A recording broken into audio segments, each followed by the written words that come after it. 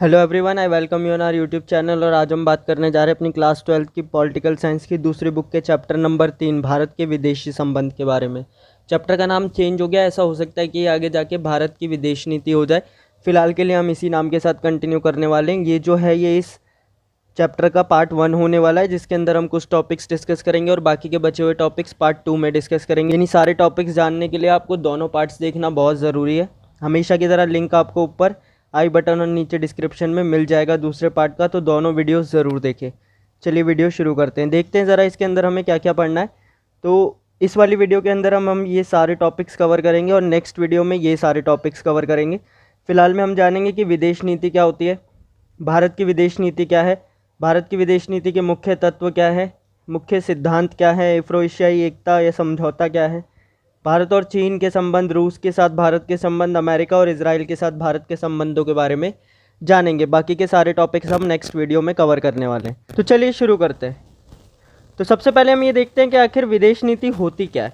ठीक है, तो विदेश नीति के बारे में अगर हम बात करें तो विदेश नीति आप कुछ इस तरीके से समझिए कि जैसे मान लीजिए आप हैं और आपके 3 दोस्त हैं, 1, 2 और 3। ठीक है, तो आप क्या करते हैं, आप अपने दिमाग के अंदर एक सोच बना लेते हैं कि मुझे हर व्यक्ति से ऐसे डील करना है। कहने का मतलब है कि पहले वाला दोस्त जो है वो मेरा बेस्ट फ्रेंड है, उससे मैं सब कुछ शेयर कर सकता हूँ। दूसरे वाला जो है वो नॉर्मल फ्रेंड है, उससे मैं इतनी बातचीत नहीं करता, कैजुअल टॉक होती है।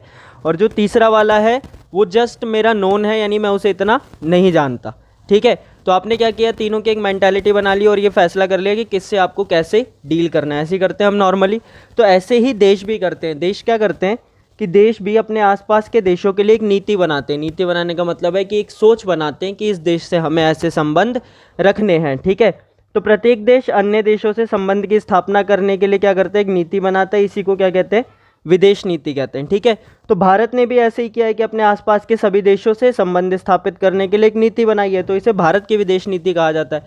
तो कहने का मतलब क्या है कि भारत चीन से कैसे संबंध रखेगा, पाकिस्तान से कैसे रखेगा, अन्य देशों से कैसे रखेगा, तो इसी को बोला जाता है क्या, विदेश नीति। ठीक है, या भारतीय विदेश नीति। आगे देखते हैं। तो भारतीय विदेश नीति की 2 मुख्य प्रमुख तत्व है, यानी जो कि ज़रूरी चीज़ है। पहली तो ये है कि सभी देशों की संप्रभुता का सम्मान करना, यानी भारत ने अपनी विदेश नीति में बोला है कि वो सभी देशों की संप्रभुता का सम्मान करेगा। यहाँ पर एक सवाल आता है कि संप्रभुता क्या होती है। देखिए, संप्रभुता जैसा कि वर्ड से ही हमें पता चलना है, सम यानी स्वयं का क्या होना, प्रभु होना, अपना खुद का प्रभु होना, यानी मैं अपना राजा खुद हूँ। तो किसी भी देश के राजपाट पर क्या नहीं, भारत कब्जा करने की कोशिश नहीं करेगा, उसके क्षेत्र पर कब्जा करने की कोशिश नहीं करेगा। ठीक है, और शांति के द्वारा अपनी सुरक्षा करेगा, यानी भारत हमेशा कोशिश करेगा कि मुद्दे क्या हो, शांति से सुलझ जाए, किसी भी तरीके की लड़ाई या युद्ध ना करना पड़े। ठीक है, आगे देखते हैं। अब बात आती है कि भारतीय विदेश नीति के मुख्य सिद्धांत क्या है। इनको आपको बिल्कुल अच्छे से देखना है क्योंकि ये मोस्टली पूछ लिए जाते हैं। ठीक है, तो इसीलिए इन पर अच्छे से गौर करके इनको देखना है। तो सबसे पहली चीज़ है गुटनिरपेक्षता की नीति। तो देखिए, जैसा कि हमें पता है कि भारत उस समय आज़ाद हुआ जब विश्व में शीत युद्ध चल रहा था। ऐसे में किसी एक महाशक्ति के साथ मिलकर उसके अधीन आ जाने का खतरा था। यानी भारत अगर अमेरिका के साथ मिल जाता तो उसके अंडर आ जाता, सोवियत संघ के साथ मिल जाता तो उसके अंडर आ जाता। ठीक है, तो इसीलिए भारत ने क्या किया, भारत ने गुटनिरपेक्षता की नीति का पालन किया और दोनों ही महाशक्तियों से क्या की, दूरी बनाए रखी और तीसरे विश्व का निर्माण किया। तो पहला तो ये हो गया। दूसरा क्या, भारत ने लोकतंत्र का सम्मान किया। देखिए, आज़ादी के तुरंत बाद से ही भारत ने क्या किया, लोकतंत्र स्थापित हो गया भारत में। तो भारत शुरू से ही क्या करता हुआ है, लोकतंत्र का सम्मान करता हुआ है। ठीक है, यानी लोकतंत्र की विचारधारा को मानता हुआ है। नेक्स्ट क्या है कि भारत ने मानव अधिकारों का सम्मान किया। शुरू से ही, जब से हमारा संविधान बना है तब से ही देश के प्रत्येक नागरिक को मानव अधिकार यानी मौलिक अधिकार दिए गए हैं। ठीक है, जिससे ये साबित होता है कि भारत क्या करता है, मानव अधिकारों का सम्मान करता है। भारत शुरू से ही विश्व शांति के लिए प्रयास करता है। अगर हम गुटनिरपेक्षता को देख ले तो वो भी विश्व शांति के लिए उठाया गया ये कदम था, क्योंकि गुटनिरपेक्षता की वजह से क्या हुआ कि बाकी महाशक्तियाँ आपस में, दोनों महाशक्तियाँ नहीं लड़ी और विश्व में शांति बनी रही। तो विश्व शांति के लिए भारत शुरू से ही प्रयास करता हुआ है। ठीक है, नेक्स्ट अगर हम देखें तो साम्राज्यवाद और उपनिवेशवाद का विरोध। तो भारत शुरू से ही साम्राज्यवाद और उपनिवेशवाद का विरोध करता हुआ है, क्योंकि भारत भी इन्हीं परिस्थितियों से बाहर निकला था। अगर साम्राज्यवाद या उपनिवेशवाद के बारे में बात की जाए तो ये उस स्थिति को कहते हैं जब किसी छोटे देश पर कोई बड़ा देश कब्जा कर लेता है। जैसे भारत के ऊपर ब्रिटेन ने कब्जा कर लिया था। ठीक है, तो उसी को बोलते हैं क्या, उपनिवेशवाद या साम्राज्यवाद। ठीक है, तो भारत भी इन्हीं चीज़ों से निकला, इसीलिए भारत इनका क्या करता है, विरोध करता है। नेक्स्ट क्या है, भारत शुरू से ही विश्व शांति और मित्रता को बढ़ावा देता है। यानी भारत ने हमेशा से ही कोशिश की कि विश्व में शांति बनी रहे और मित्रता और ज़्यादा फले फूले, देशों के बीच मित्रता अच्छी हो ताकि विश्व के अंदर स्थिति सामान्य बनी रहे। अब हमारा टॉपिक आता है एफ्रो एशियाई एकता। यहाँ पर आपको एक चीज़ समझनी है, यहाँ पर एफ्रो से मतलब है अफ्रीका और एशिया तो हमें पता है यानी एशिया, ठीक है।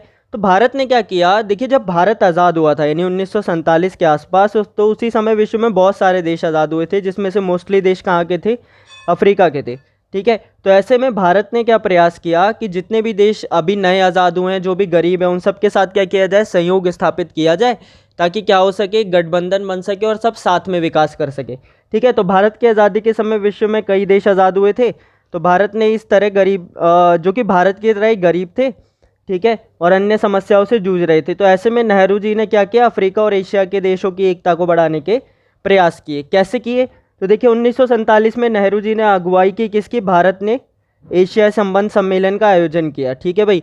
तो एशियाई संबंध सम्मेलन का आयोजन किया गया किसकी अगुवाई में, नेहरू जी की अगुवाई में।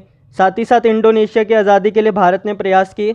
दक्षिण अफ्रीका में रंगभेद का विरोध किया। साथ ही साथ बांडुंग सम्मेलन, जहां से किसकी शुरुआत हुई थी, गुटनिरपेक्षता की, उसकी भी नींव रखी किसके द्वारा, भारत के नेताओं द्वारा, ठीक है। तो इससे ही साबित हुआ कि भारत शुरू से ही क्या, एफ्रो एशियाई एकता के लिए क्या था, उसके समर्थन में था, ठीक है। और ये सब चीज़ें दर्शाती है कि कैसे भारत शुरू से ही अंतर्राष्ट्रीय राजनीति में सक्रिय था और सकारात्मक भूमिका निभा रहा था। तो एफ्रो एशियाई एकता आपसे कोई पूछेगा तो आपको बस इतना लिखना है कि आज़ादी के समय जब भारत आज़ाद हुआ तो विश्व में कई सारे देश आज़ाद हुए थे। तो इस चीज़ को देखते हुए भारत के नेताओं ने ऐसा सोचा कि क्यों ना हम सभी देशों को एक साथ मिला लें, क्योंकि सबकी स्थिति समान ही है, सभी गरीब है, सभी को विकास करना और साथ में मिलकर क्या करें, विकास करें, ठीक है।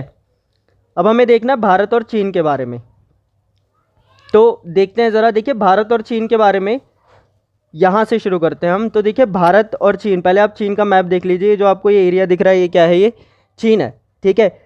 ये नीचे हमको पता है कि ये क्या है, भारत है।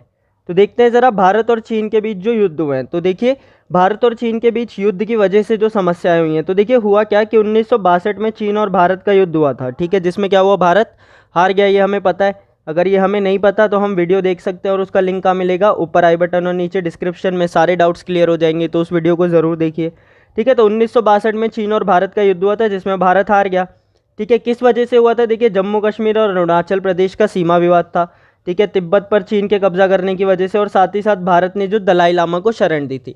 अब ऐसा हो सकता है कि ये सब पॉइंट्स आपको समझ ना आ रहे हो, अगर आपने पिछली वीडियोस नहीं देखी होंगी तो बहुत ज़्यादा चांसेस है कि आपको समझ नहीं आएंगे।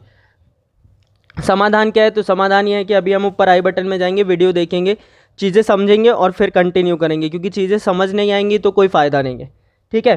तो उनको ज़रूर देखिए। तो ये सब क्या है, ये सब समस्याएं हैं। जब आप वो वीडियो देख लेंगे ना तो आपको समझ आ जाएगा कि ये समस्याएं क्यों हैं। सुधार कैसे किए गए, सुधार के लिए प्रयास क्या किए गए, तो देखिए पंचशील समझौता किया गया दोनों देशों के बीच, ये भी आपको उसी वीडियो में मिल जाएगा, ठीक है। 1981 में सीमा विवाद जो कि जम्मू कश्मीर और अरुणाचल प्रदेश के बीच था, उसे सुलझाने के लिए क्या हुआ, बातचीत शुरू हुई। 1988 में जो उस समय के प्रधानमंत्री थे राजीव गांधी, उन्होंने चीन का दौरा किया और संबंध कुछ अच्छे हुए, ठीक है। और धीरे धीरे क्या हुआ, आर्थिक सहयोग और व्यापार में वृद्धि हुई। वर्तमान में आप देख ही रहे हैं कि स्थिति कितनी खराब है, ठीक है, कि ऐप्स को बैन कर दिया गया है, साथ ही साथ चीन के विरोध में पूरा विश्व खड़ा हुआ है। कोरोना वायरस भी इसका एक रीज़न है, ठीक है। नेक्स्ट अगर हम देखें तो हमें देखना है भारत और रूस। तो ये जो आप मैप देख रहे हैं ये कौन सा है, ये रूस का है, और यहाँ नीचे क्या है, हमारा इंडिया है, ठीक है।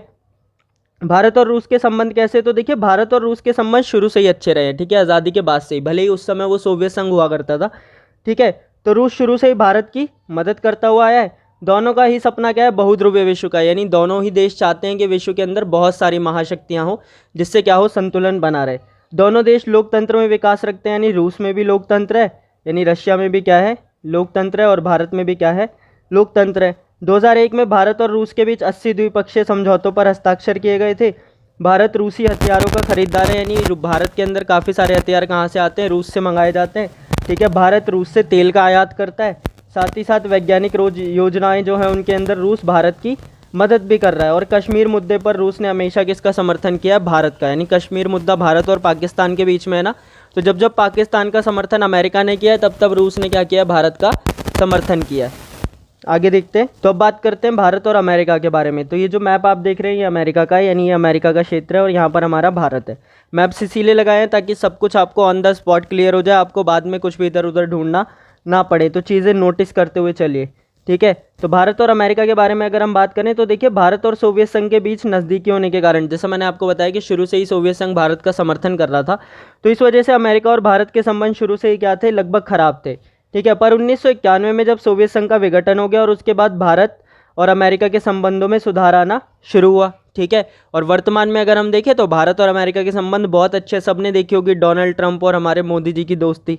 ठीक है। तो इससे ये साबित होता है कि दोनों के संबंध क्या है, बहुत ज़्यादा अच्छे हैं। इन संबंधों की विशेषता क्या है, देखिए, भारत सॉफ्टवेयर निर्यात का 65% कहाँ करता है, अमेरिका को, यानी भारत से जितना भी सॉफ्टवेयर क्या एक्सपोर्ट किया जाता है वो कहाँ जाता है, अमेरिका जाता है। ठीक है। लगभग 65% उसका। अमेरिकी कंपनी बोइंग के जो 35% जो कर्मचारी है वो भारत के हैं। ठीक है। अमेरिका की कंपनी है बोइंग। ठीक है। उसके अंदर 35% जो काम करते हैं वो कौन से, भारतीय हैं। ठीक है। 3 लाख से ज़्यादा भारतीय क्या सिलिकॉन वैली में काम करते हैं। तो जो अमेरिका का आईटी हब है उसे क्या बोला जाता है, सिलिकॉन वैली बोला जाता है। ठीक है।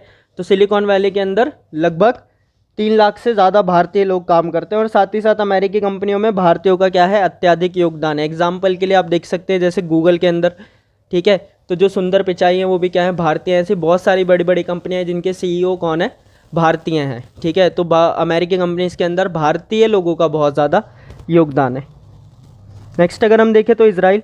ठीक है। तो ये जो छोटा सा क्षेत्र आपको दिख रहा होगा, आई होप कि आपको ये विजिबल होगा, यही क्या है, हमारा इसराइल है। ठीक है। अगर भारत और इसराइल के संबंधों के बारे में बात की जाए तो देखिए, भारत और इसराइल के संबंधों की शुरुआत 1992 से हुई। इससे पहले इन दोनों के बीच कोई ऐसा खास रिश्ता नहीं था। ठीक है।